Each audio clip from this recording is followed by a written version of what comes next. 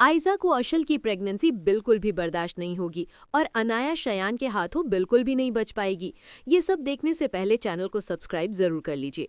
Drama Chaalbaaz के अगले episode में आप देखेंगे आयजा पहले से ही अशल से बहुत ज्यादा जलती थी, लेकिन जब उसे ये बात पता चलती है कि अशल प्रेग्नेंट, तो वो सोच लेती है वो अशल के बच्चे को दुनिया में आने ही नहीं देती। यहाँ तक कि आयजा उसे नुकसान पहुंचाने की भी सोच लेती है।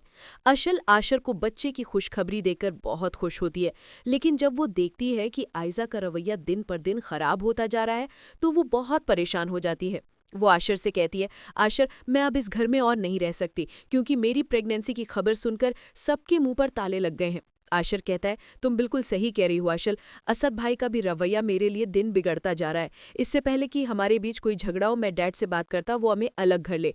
अशल जवाब देती है, आशा बिल्कुल ठीक कह रहे हैं, लेकिन आयशा जो कमरे के बाहर खड़ी सब बातें सुन रही होती है, जब अलग घर वाली बात सुनती है तो बहुत परेशान हो जाती है।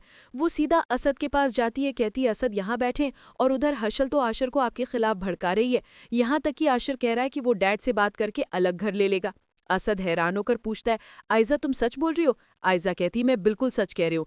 अब असद गुस्से में सीधे आशर के कमरे में जाता है, उसका गिरेबान पकड़ लेता है और कहता है, आशर, अगर तुमने अपनी बीवी के पीछे लगकर ये घर छोड़ने की कोशिश की तो मुझसे बुरा कोई नहीं, मैं सब कुछ भूल जाऊंगा, यहाँ तक कि तुम मेरे भाई हो ये भी। अशर भी अब गुस्से में जवाब देता है, कौन सा आप मेरे साथ भाई जैसा व्यवहार कर रहे हैं? जिस दिन से आपको और आयजा भाभी को बच्चे की खुशखबरी सुनी, उसी दिन से आप दोनों जल रहे हैं। असद ये सुनकर और भड़क जाता है और आयजा भी बोलती है, आशर, हमें तुमसे ये उम्मीद बिल्कुल नहीं थी। असद आशर के मुंह जोरदार थप्पड़ मारता है।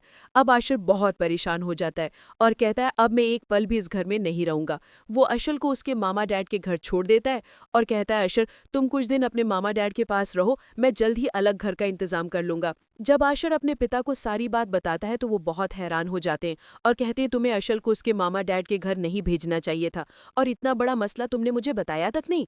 आशर कहता है, डैड, असद भाई ने मुझ पर और अशल के सामने हाथ उठाया। ये सुनकर डैड गुस्से में असद को बुलाते हैं और कहते हैं, असद, तुम्हें अपने छोटे भाई के साथ ऐसा बिल्कुल नहीं करना चाहिए था। मान लिया गुस्से में थप्पड़ मार दिया, लेकिन वो भी उसकी बीवी और आयजा के सामने। असद शर्मिंदा होकर कहता है, डैड, मुझसे खुद नहीं पता चला कि मैं क्या कर बैठा, मुझसे गलती हो गई। अब डैड आयजा को भी डांटते हैं। आयजा परेशान होकर असद से कहती है, आपने मुझे सबके सामने बातें सुनाकर बिल्कुल ठीक नहीं किया, आप तो आशर की बातों में आ गए। उधर अनाया जो सब कुछ रूहान को बता देती है, उसकी बात सुनकर आयजा हैरान हो जाती है और कहती है, अनाया, तुम्हें रूहान को सब नहीं बताना चाहिए, अब अशल तुम्हारे खिलाफ उसे भड़का सकती है और तुम्हें पता है फिर क्या हो सकता है। अनाया डर जाती है। अब आयजा से कहती है, आयजा, तुमने असद से मेरे पति पर हाथ उठवाकर बहुत बड़ी गलती की है। मैं तो तुम्हारी बहन अनाया दोनों को नहीं, मुझे अनाया की सच्चाई पता चल चुकी है, उसका शायान के साथ अफेयर था।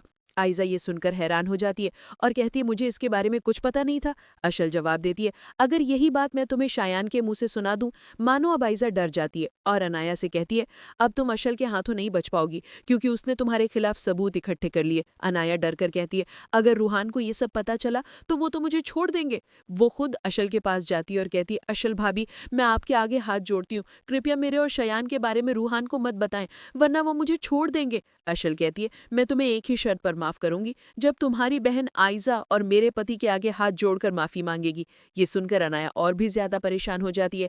अब सवाल ये है कि आशल को आयजा और अनाया को उनका मजा चखाना चाहिए या नहीं। अपनी राय नीचे कमेंट बॉक्स में जरूर दीजिए। चैनल को सब्सक्राइब करना न भूलें।